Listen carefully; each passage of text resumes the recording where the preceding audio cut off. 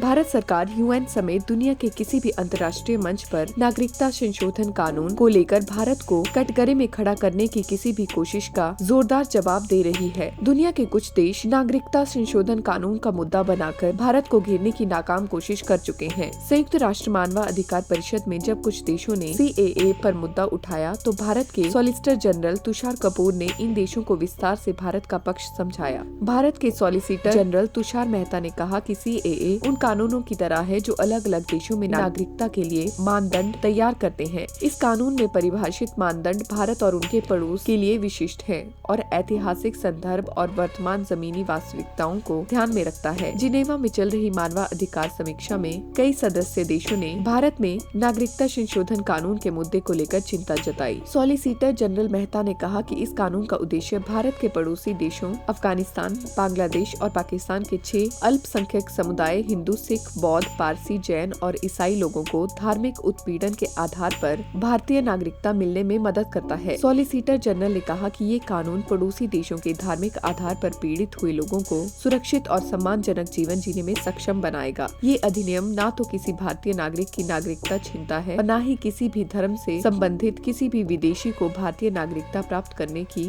मौजूदा प्रक्रिया में संशोधन करता है। यूएन के सदस्य देशों द्वारा उठाए गए मुद्दों पर जवाब देते हुए मेहता ने कहा कि भारत का संविधान प्रत्येक नागरिक को भाषण और अभिव्यक्ति की स्वतंत्रता के मौलिक अधिकार की गारंटी देता है। उन्होंने कहा कि किसी भी अन्य स्वतंत्रता की तरह भाषण और अभिव्यक्ति की स्वतंत्रता प्रकृति में पूर्ण नहीं है और भारत की संप्रभुता और अखंडता, राज्य की सुरक्षा, देशों के साथ संबंधों, सार्वजनिक व्यवस्था, शालीनता या उसके हित में उचित प्रतिबंधों के अधीन है। उन्होंने कहा कि इन प्रतिबंधों की कल्पना राष्ट्रीय और सार्वजनिक हितों की रक्षा के लिए की गई है। इन्हें काफी हद तक पूरा करने की आवश्यकता है। मेहता ने कहा कि उचित प्रतिबंध लगाने से हेट स्पीच और अभिव्यक्ति की स्वतंत्रता को विनियमित करने में मदद मिलती है। संयुक्त राष्ट्र मानव अधिकार आयोग की यूनिवर्सल पीरियोडिक रिव्यू एक ऐसी प्रक्रिया है जिसके माध्यम से यूएन के सभी सदस्य देशों को बाकी सदस्य देशों के मानव अधिकार रिकॉर्ड की समीक्षा करने का अवसर दिया जाता है। ये समूह 7 से 18 नवंबर के दौरान कई देशों के रिकॉर्ड की जांच करेगा।